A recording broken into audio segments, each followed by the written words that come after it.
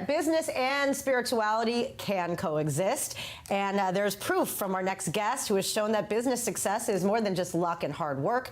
It can be manifested with the right consciousness. Please welcome Kabbalah teacher, coach, podcaster, and co-founder of one of the largest health and wellness brands in the world. Welcome, David Ghiyam. Hello. Thank you for having me. Good to see you. Last time I saw you was in New York, and now here you are doing so much good. First, let's talk a little bit about Kabbalah. As myself a student of, we know that this is ancient wisdom that predates science that we know it today, predates so much. Explain why it's still so relevant. Well, Kabbalah is ancient universal spiritual wisdom explaining the secrets of our soul. So by learning Kabbalah, we're unlocking the secrets of life, learning how to create miracles, and pretty much accessing all the fulfillment that's destined for us.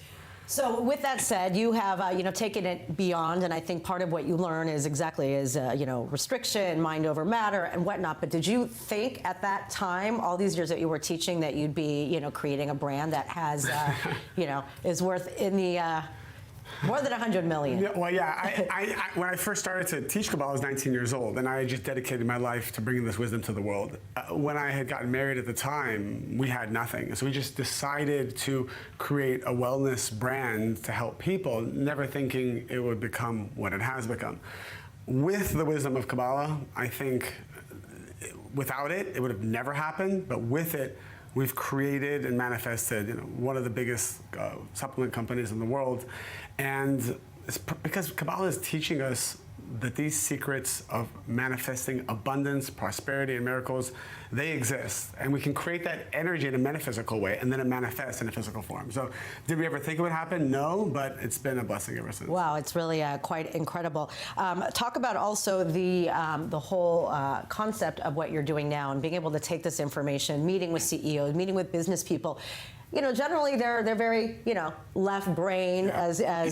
How do you convince these guys and women to be open that there is a spiritual component to success? Well, it's funny because even a year ago I didn't have Instagram. People said you have to bring this wisdom online on social media. And from the moment I started just posting 90-second reels explaining the mix of both business, practically and spiritually, with maybe relationships and love content, it just took off because it's deeper content than anyone's really ever heard before.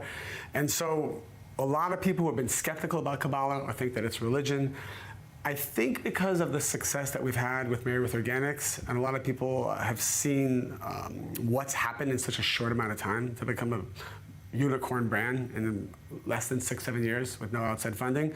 That gives credibility to, wait, there must be something there. And so that's opened the doors to Kabbalah. A lot of people who were never open to Kabbalah are open to it now because they're seeing the practical success that people are having, including myself. Yeah, exactly. So now you're speaking around the world. You were just in Tel Aviv. You sold out immediately. It's interesting. I've now lived here 11 years. Yeah. It's not a thing here. People are in Israel. They're in Israel dealing with the day-to-day, dealing with what's been going on in the past year and a half. It's hard to find the time necessarily to delve into this. So explain what it was like with the audience actually discovering it. Because again, a lot of people don't know what Kabbalah is here, believe it or not. Correct. I was skeptical at first. And then one of my friends, Chaya, I went on her podcast in New York, and she's like, you don't understand. I see that the biggest Israeli influencers and celebrities and artists are following you. I had no idea. She's like, you have an audience in Israel. And then a few days later, I think we decided to just open up at a seminar. We had 3 to 4 weeks. I posted a couple stories. People paid an average of about $400 US for a whole day seminar, and we sold out 500-600 tickets. And it was incredible. The energy in the room was unbelievable, unlike any city in the world. Yeah, well, especially, to have an outlet. I mean, there's so much PTSD and trauma here. Correct. How can this wisdom, besides the obvious modes that people are having to use to get past so much that's happened, how can spirituality and Kabbalah help in the healing process? When people came, they were skeptical yet open. After that 8-hour session, people left with certainty, an understanding of why things are happening, an understanding of how it is in their control and their power, not just to create protection for themselves, but how to create miracles around them. People left in tears because we did a meditation in the end. They left not just with hope, but an understanding of what they need to do to reach a higher level of consciousness and to reach miracles. And it doesn't matter how much darkness is around you, how much pain and suffering, how much chaos is around you.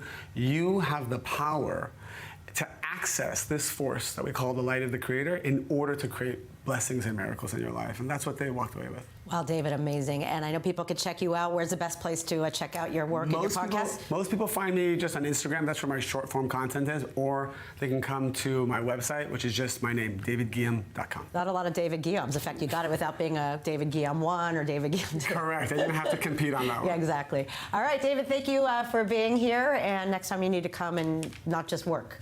Thank you so much.